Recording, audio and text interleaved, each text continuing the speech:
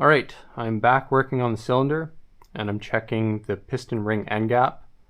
I have a top end rebuild kit from Vertex that I bought off of Fortnite. The OEM piston for this bike is a Vertex piston, so it's a lot easier and cheaper just to buy the Vertex top end rebuild kit from a spot like Fortnite instead of going through KTN. So I've gone ahead and set the first piston ring inside the cylinder 20 millimeters below the top edge. I have my feeler gauges here, and I'm going to start out with 0.381, and the 0.381 fits, but it has some wiggle room.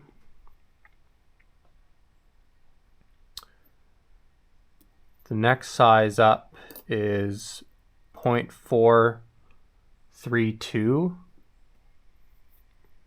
and it fits nice and snug. And then we'll go up to 0.483, and this one does not fit. So 0.432 is good for the first one.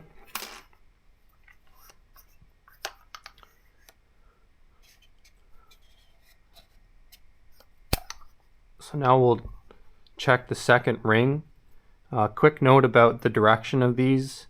There's a little N, and that indicates the top side of the ring, so you want to be able to see that's up.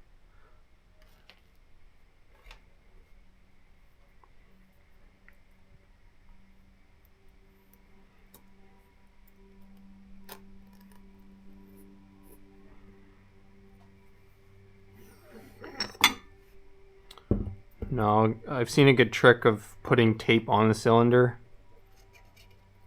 to indicate the 20 millimeters, but I don't have any decent tape for that right now, so I'm just gonna set this and check it with my calipers here.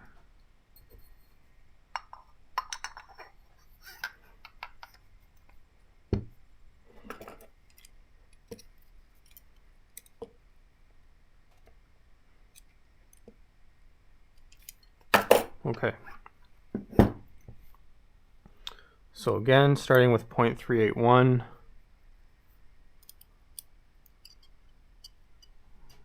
got some wiggle room.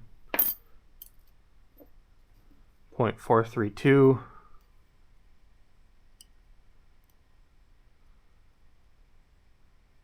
pretty snug. The next one is 0.483,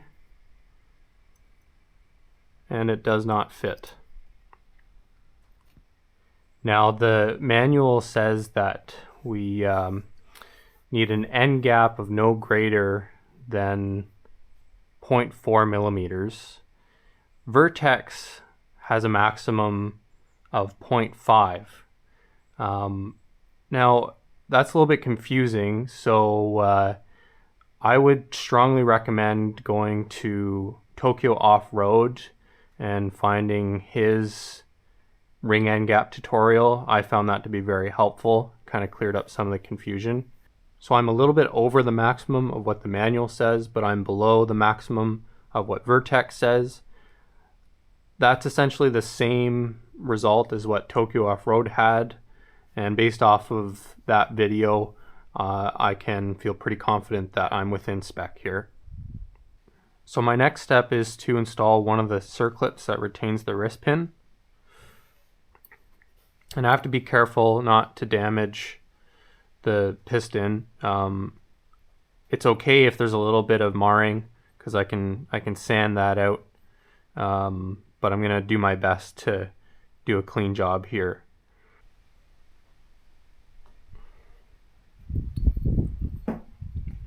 Okay, so I've got that in there straight, and I want the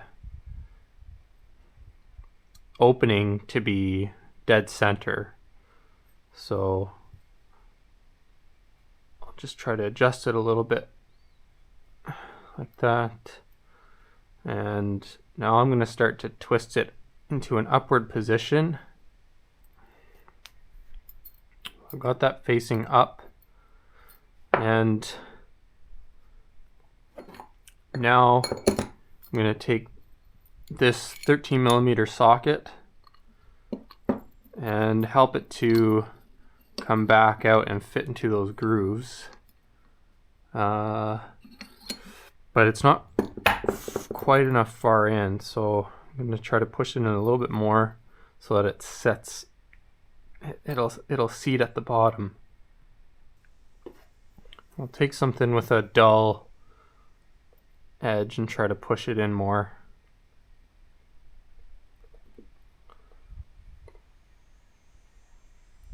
There. I think we're pretty close. I think I can work with that.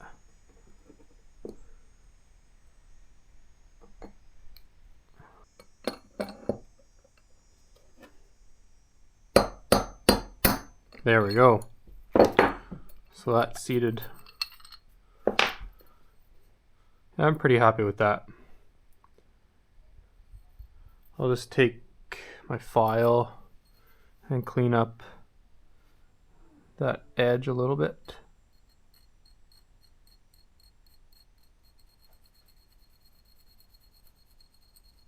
I'm just using my pliers to adjust the clip so that the opening is top dead center. It can be at the top or the bottom, it just can't be on the sides.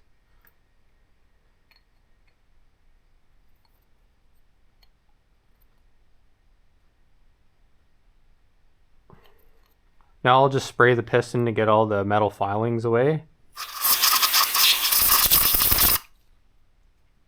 And now it's ready to go on the connecting rod.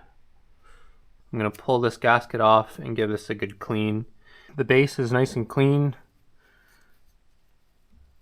And I'll install that wrist pin bearing now. Before I put it in, I'll get a good amount of assembly grease on it. I think it's important that it gets nicely lubricated for startup. I know that there are other opinions that it's not necessary, that there's enough lubrication from the mixed fuel that fogs the engine as soon as it starts up. But I kind of think that this little bearing is tucked away up inside that piston. It may not get enough lubrication right off the bat, so I say why not put a little bit of extra lube in there. So always being sure that the triangle is facing forward towards the exhaust side. I'm going to set the piston down, and I have to insert the wrist pin simultaneously. There we go.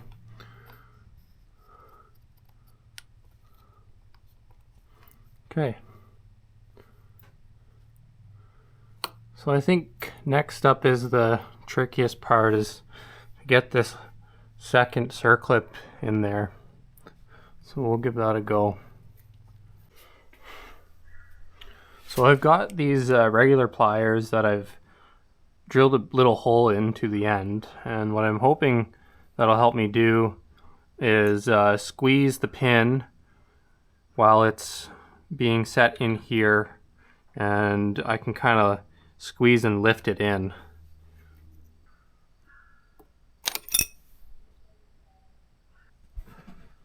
Well, that's not good. I'll have to find that pin.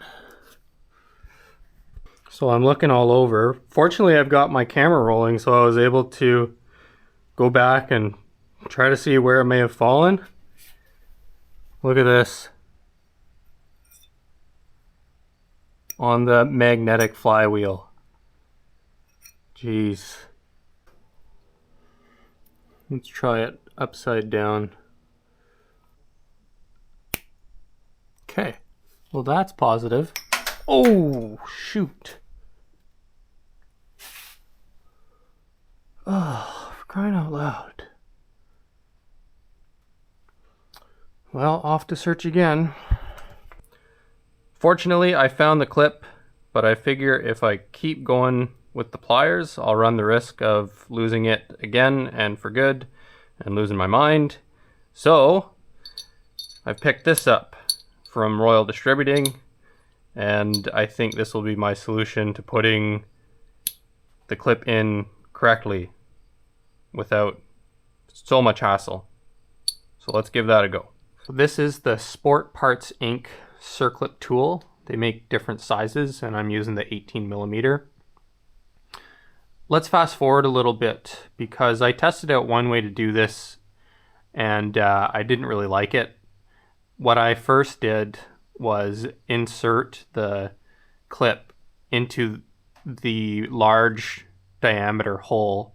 So there's a large side and then a small side. The small side fits into the hole in the piston. And I thought it would just be easier to push the clip through the entire piece here. But what that seemed to do was close the clip a lot and kind of deform it so that once it was in the piston, it was loose. And so I think the better way to do this is push it into the small diameter hole just enough so that it can butt up into the piston, and I can push it in so that it seats. And so I have extra clips, and I'm gonna try this method. So I'm putting the clip and the one part of the tool in the vise, and I want to push that clip in just enough so that it stays in the small diameter hole.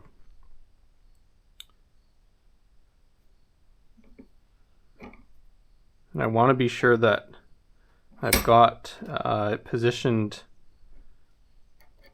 in a good way so that when I put it in the piston that it's facing either up or down, meaning that the ends are facing up or down.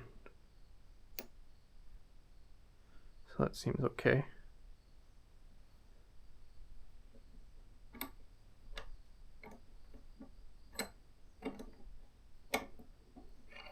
Okay, so like that. And then I'm going to push the clip down and in. I think to about that degree. That's fine. And I'll place the small end up like so. Well, I guess first I need to push this in so that it stays in the wrist pin. Okay, like that. That's good. So I've configured the pin so that it's pretty much in line. The ends are in line with this groove because I want it facing up. And I'm just going to push it in like that. Okay. Yeah, I mean that's pretty perfect. I'll just go over this area and make sure there aren't any blemishes of any kind, and make sure it's good and smooth. And that's it. That's how you use this tool. Sport Parts Inc.